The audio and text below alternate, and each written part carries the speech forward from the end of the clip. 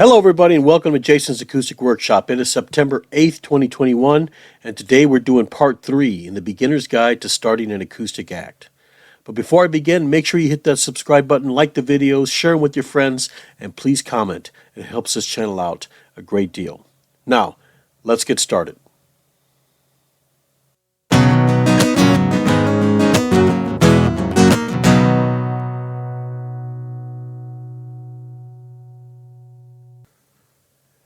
All right, the first thing you're going to want to do is get a set list started. Okay? If you have songs that you already know, type them out. I use OpenOffice. If you want to use that program, I will leave a link in the description below. It's a free download and it's easy to use. All right? Go to part 8 on my channel, and that video will show you how I use that program to type out the lyrics and the chords. All right? Now, the next thing you're going to need to do is spend some time going to some of these shows in your area. All right, the acoustic shows. Go with social media, whichever one you use. See which venue is having live acoustic music, and go there. All right? Listen. Gather information, as I like to call it. All right? See how the audience interacts with the musician and how the musician interacts with the audience. All right? What songs does that musician play? What does that person say to get the audience to either laugh or sing along or something like that? Gather information, all right? If that musician plays a song that everyone starts grooving to, write it down, all right? Write it down. You could use that. If that person says something that sounds witty or, something like that gets the audience participating, write it down. Don't use it whole cloth, of course. Just use it and evolve your own idea, okay? So it's all about entertaining the audience, all right? Okay.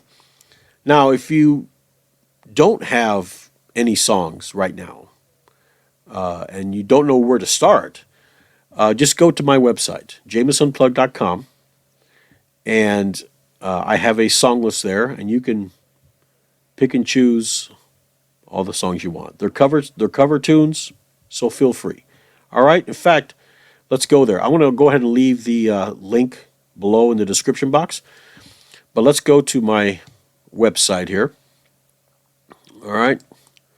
All right, jamesunplug.com. There it is. And I always say, always support local live music. All right? Support the musicians in your area, because they can't make it unless you support them. All right? Go to their shows. Tip them if they're doing a good job. Tell them, hey, you're doing a wonderful job. I really like your stuff. I like how you play. All right? Support them any way you can. Because when you start, you're going to want their support as well. And if you support them, they will support you. All right? Okay. Now, go down here. Here is, before we go any further, this is a recent video, and I want to just as an example, okay? I did a venue here just recently, and I played, I think it was Sugar Sugar from the Archies, okay? And it started off kind of, and then one girl came up and was trying to get everybody into it, and then all of a sudden, boom, it goes, okay? Let's watch a little bit of it. Here we go. See, there's that girl in the red right there, trying to get people up, moving around. All right. Uh-oh, here comes that guy. 1, 2, 3, 4. Boom. He starts dancing. And what happens?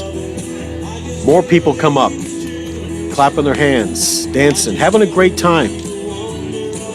That's what you want. There I am right there, just me, a single act, having all those people up there dancing. Okay? That's what you want. And I can tell you right now, it's not going to happen every time. There's times, many times when I have shows like this where people are interacting and they're having a great time and they're dancing. And then I got times where I'm playing to the bartender because people are doing their own thing and I'm basically background music. And that's fine. Okay? That's just something you have to deal with. It's not always going to be a fabulous show where people are just digging you. Doesn't happen. All right? So you take the highs and the lows. And if you're good, there's going to be more highs than lows. And you're going to be noticed, and more people are going to come to your shows to listen to you. All right? So let's go back here. Song list right here. Here's your song list. You just click on that. And there it is, ladies and gentlemen. Right there. You just pick and choose and get yourself a set list together. To start, I can usually do in an hour probably about 20 songs without using any breaks. So I would suggest if you're going to make a set list, make it about 80 songs, 20 an hour. That way you have plenty to start. All right, you can always add on later. All right? So, yeah, go to JamesUnplugged.com. If you want to leave me a message, you can leave it right here. All right? If you want to donate to me, you can donate to me right there. All right? Okay. Now, usually a gig is going to last, well, it depends on the venue. I've had some that last 2 hours if it's a private party or something like that. But if I'm doing a bar or a restaurant or a club or something like that, it's usually 3 to 4 hours. And that depends on the venue, okay? Now, one bit of advice I can give you. Don't take up your time with dead air, okay? Don't try and joke around all the time. Be a comedian. They're not there to hear you be a comedian. That's not what. If they want to hear a comedian, they're going to go to a comedy club or something like that. They came to hear music. So when you get there ahead of time, set up, do a sound check. When that's done, talk to whoever you need to talk to. All right? And then let's say you're playing 6 to 9. Okay? You start at 6 o'clock. At 6. And you play. What I usually do is I'll play one song. And when people start clapping, whatever, say, thank you very much. I'm James Unplugged from this such and such a town. Thank you for coming out tonight and spending some time with me. We got a bunch of songs to get through. Let's get her going. And I'll start playing again. And I'll just play one song after the other. There are times where I'll kind of stop if I need a drink or something like that. And I'll do it what they call a sociable. Put your beer up or your Coke or whatever you're drinking and say cheers to everybody. And I hope everybody's having a wonderful time. And sometimes the crowd goes wild. Sometimes they don't. Sometimes they'll clap. Sometimes they won't. It just depends. Okay? Now, one thing you don't want to do, because patrons at venues like this are fickle, okay? Like I said, they're there to be entertained. If they're not entertained, they will leave, all right? They don't like it, and I've talked to a lot of patrons. They don't like it when you start late, because sometimes they get there early just to get a good seat, and you don't start on time. That makes them mad. Or if you are taking too long in between the songs, if you play a song and then you try and tell a story or what, don't. Okay, if they want to hear a story, they will come to you either after the show or during your break and talk to you. Okay, go into one song, go into another. Maybe after every 3 or 4 songs, take a quick little 15 seconds and ask how everybody's doing. Do a sociable, whatever, and keep going. Okay, when you do take a break, usually I take 15 minutes, all right? I have a certain amount of songs on my MP3 player that plays for 15 minutes. And I know what the last song is. I go back up when it's halfway through, get everything set, tune up the guitar, and then as soon as that song's over, go right back into it. Keep them entertained. You keep them entertained, they will stay there.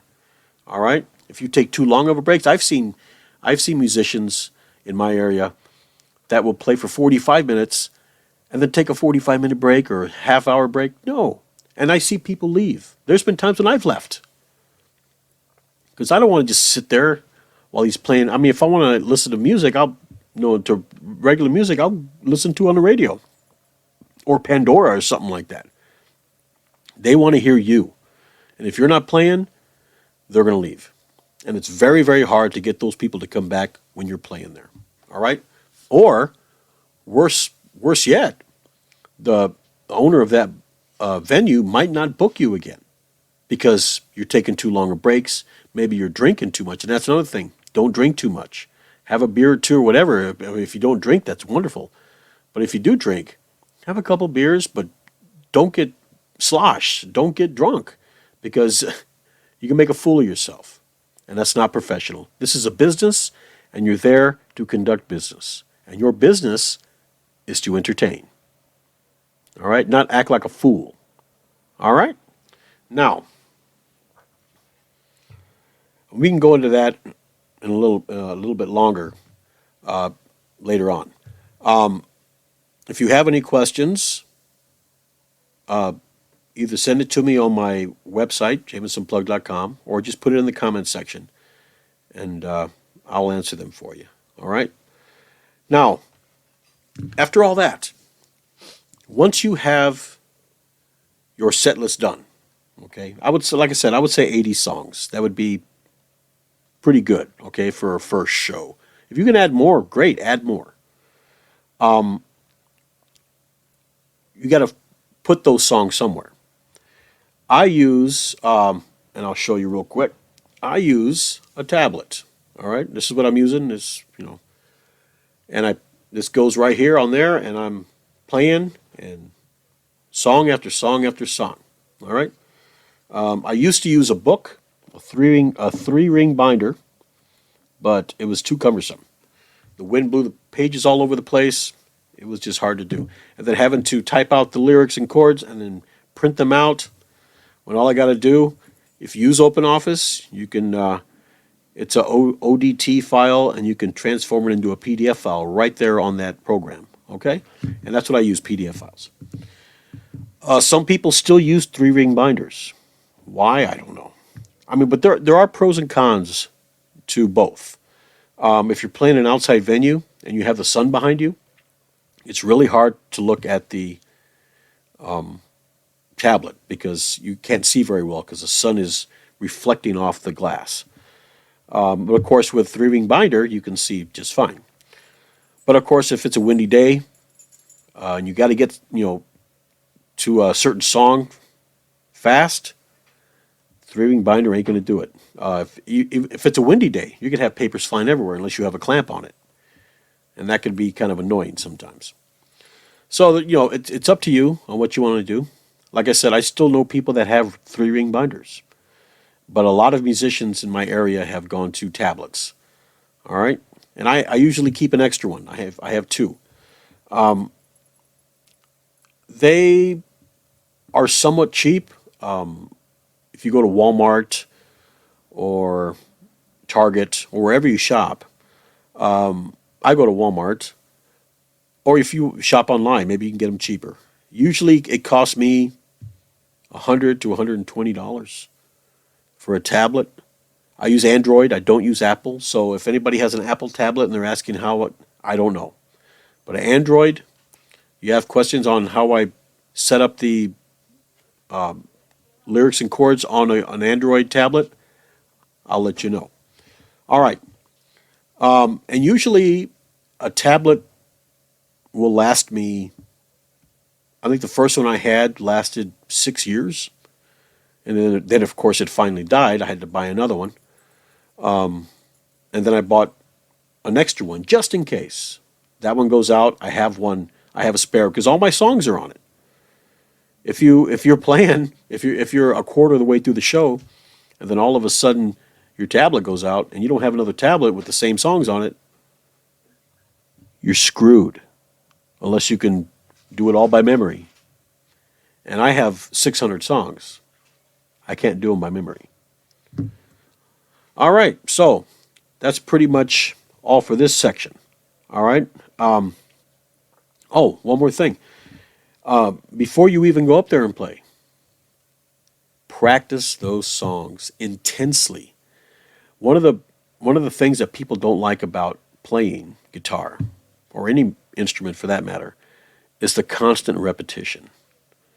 But when you're starting out, you need that constant repetition to just pound it into your head how those songs go.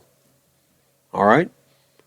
Okay, so let's get to the next section. All right, the next thing you're going to need to do is have a name for your act. I'll tell you about mine, Jameis Unplugged. Jameis stands for Jason's Music. That's what it stands for. And of course, unplugged means I'm doing acoustic. I've heard people say, well, if you're doing acoustic and you got a wire in your guitar, well, you're not unplugged. Well, it's just what we say, unplugged. Basically, it's not a full band with drums and distortion guitar and bass and all that. So I think MTV did it back in the 90s. But yeah, so it stands for Jason's Music. So that kind of stuck. And a lot of people don't call me Jason anymore. Whenever I'm at a show, they call me Jameis. And that's fine, whatever. Now, I could have used Jason's Acoustic. I could have used just Jason. But, you know, I went with Jameis Unplugged. And it works for me.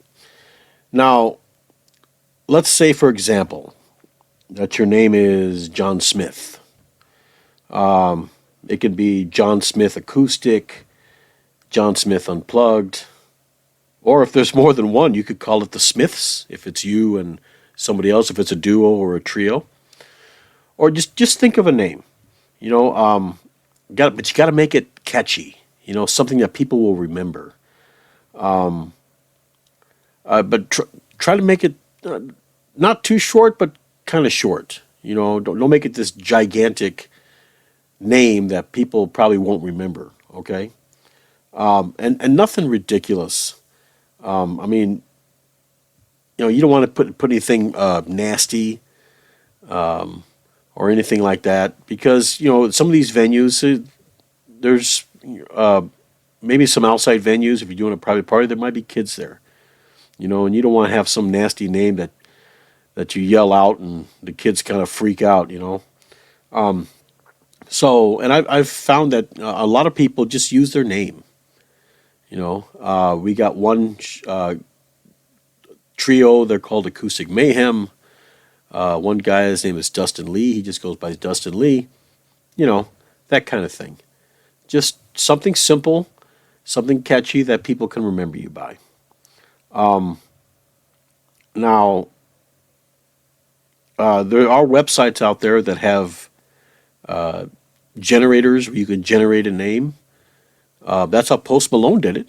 He went on a random generator and came up with Post Malone. So it can be done. So just get yourself a nice catchy name and stick with it. All right? So,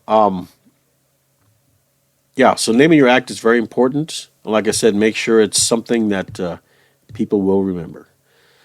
Okay? So this is the end of part 3 here. In part 4, we're going to get into the business cards and the websites and some more stuff. Okay? So for Jason's Acoustic Workshop, I'm Jason. You take care of yourself. You take care of each other. Practice at least an hour a day. All right? And if you have any questions, you know how to find me. All right? All right, we'll see you in the next video.